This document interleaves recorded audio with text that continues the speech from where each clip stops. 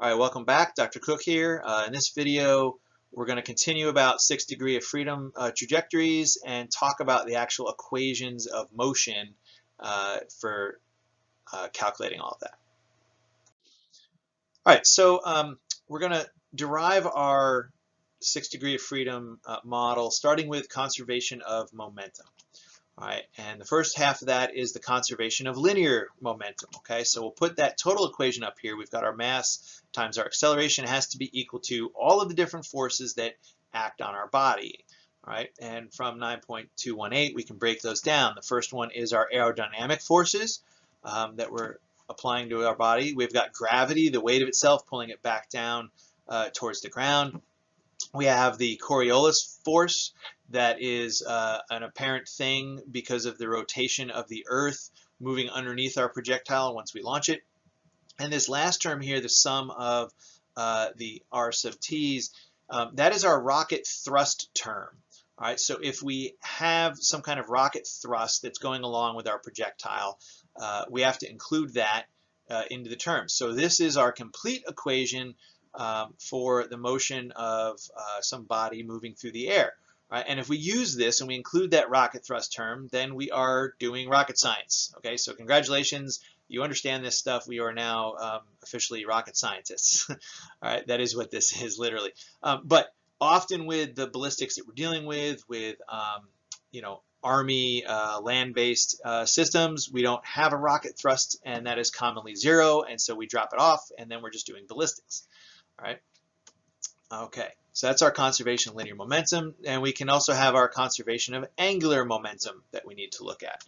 All right, so similar to that, we have this dH dt has to be equal to the sum of our aerodynamic moments that are acting on our body to move it, and we have our rocket thrust moments. So if we have rocket thrust there, that might be off center, that'll create moments that act on our body, and we have to account for those also.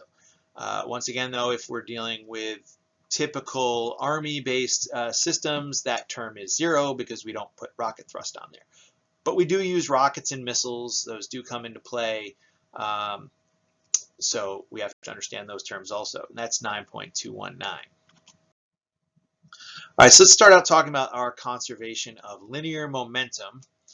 All right. When we do these equations, we're going to incorporate wind, okay? So when you follow along these equations, we've got this small v vector in the Carlucci text, different from the large v vector. So the large b being the velocity of the body, the little b being the relative velocity once we take into account the wind term. Okay, so going forward, we're just going to roll that in. That's how we account for wind. We know what the wind is, and we just apply it to our vector and come up with an adjusted velocity. And then we go everything else from there forward. All right, so I'm going to put the complete conservation of linear momentum ballistic equation up here without rocket forces, right? So we'll just do ballistics here. Here are all of the terms. We're drawing them out. All right.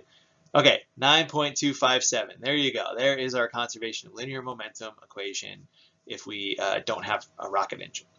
All right, let's break this down because it's a long one. I had to make it small. I know it's up there. All right, so what we're dealing with here is drag, lift, the Magnus force that's acting on us, and then we have a pitch damping force, and then we again have gravity and Coriolis accelerations. All right, so here is how we get to all of our different accelerations with our aerodynamic forces, gravity, and Coriolis. All right, look at them a little bit more closely. We have a drag term, all right, that is going to incorporate our coefficient of drag. We have to know our reference area, the velocity that we're moving at, and that's a scalar velocity there. We have to know our density of the fluid that we are moving in or the media that we're moving in and our mass. Okay, so we can figure out what is the force of drag acting on our body.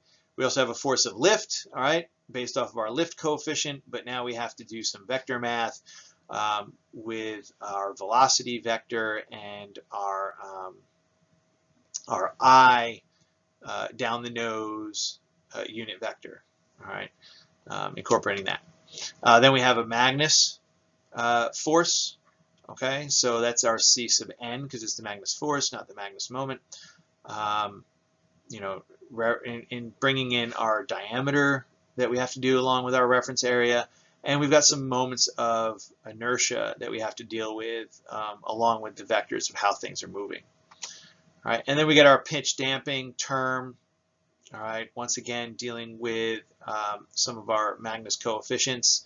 All right, this is how much our pitch is getting taken out as we fly through the air. All right, and then gravity and Coriolis acceleration, I think you can understand. All right, conservation of angular momentum, all right, also has its set of equations, all right, that we'll go ahead and put up here on the screen. All right, again, with a number of different terms that have to come into play. Excuse me while I get a drink. All right, so here is our complete conservation of angular momentum if we don't have a rocket. That's 9.258. All right, so we can break these down again. There's a spin damping moment.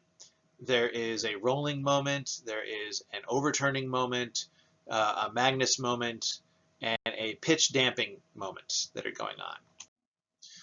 All right, now before we dig into each of the terms, what we're looking at here is we've got a couple of these moments of inertia. So the first one is this transverse moment of inertia, right, I sub t, and that just has to be equal to the moment of inertia in both the y and z direction, because we're going to be assuming a symmetrical projectile. So those will be equal to each other. And this is, the moment that is perpendicular to the I unit vector, the I one being the one that goes down the nose, okay? Then we also have a polar moment of inertia, all right? So that is that I sub x or the IP, all right? That has to do with the other direction, right? So now we're looking at it as we go around the axis that goes down the nose. All right, so breaking out each of our terms in the conservation of angular momentum, we can look at our spin damping. So if you think that we've got a projectile that is spinning as it goes through the air, all right, due to the frictions that are acting on it and the aerodynamic forces, that is going to slow down. All right, that is going to damp down, it's going to slow. So that's where this term comes into play.